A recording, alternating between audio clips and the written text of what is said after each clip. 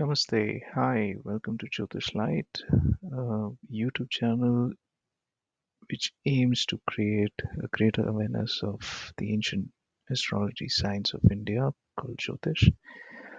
There are a lot of myths and noise and generalized stuff all over the internet about the subject, and our humble attempt as practitioners and students is to focus more on the practical manifestations of how Jyotish works in our lives and how, you know, fellow students, fellow practitioners can take some learnings and insights out of it.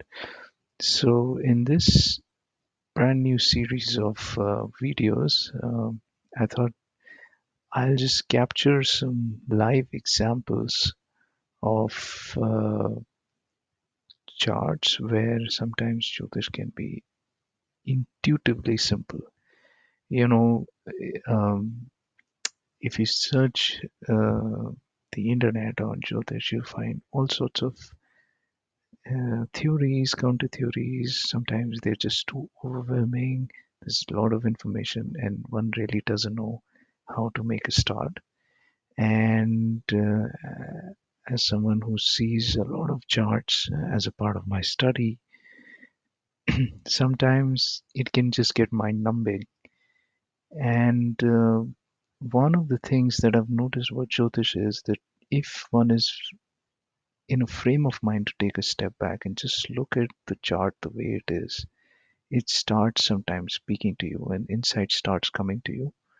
And I thought, in this series of videos, we'll quickly go through some examples, which I'll be posting subsequently on how that works.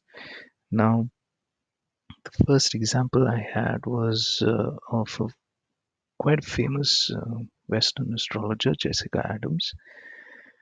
Jessica Adams, as you would know, I'm reading her bio from Astro Data Bank, was born in London in 1964. At the age of 9, roughly, um, her family relocated to Tasmania, Australia, and I was just trying to see that in the chart, and something in the chart should explain that movement abroad. And that is where Jyotish can be intuitively simple. This is the chart that you see of Jessica Adams. If you look at the top right corner, which is the Vimshottari Dasha, I am sort of going over to the uh, same time period.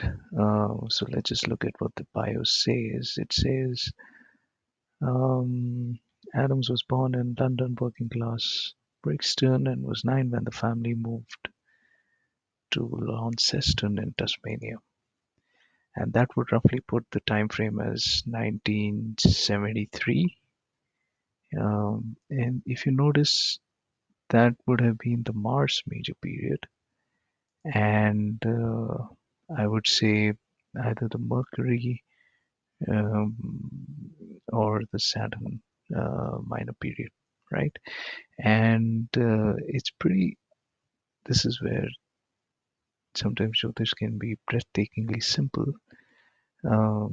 So as we do with a study any time period and what possible themes it can bring, we study its placement, we study what condition it is in, we study whom it is with, where it is located, and you see the major period Mars is in the 12th house. 12th house, one of the major meanings of 12th house is foreign lands. And so the major period Mars in the house of foreign lands couldn't have been much more simple.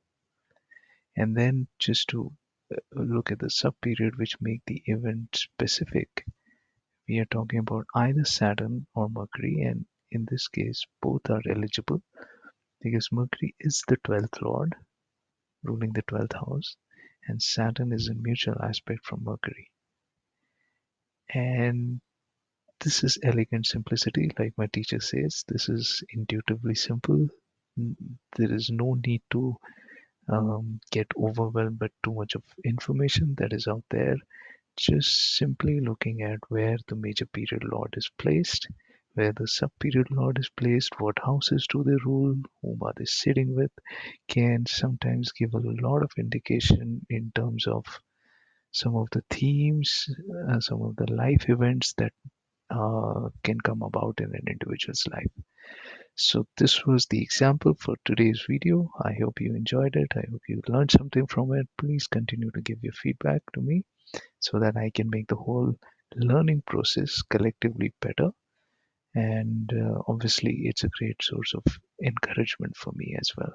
Thank you so much and have a great day.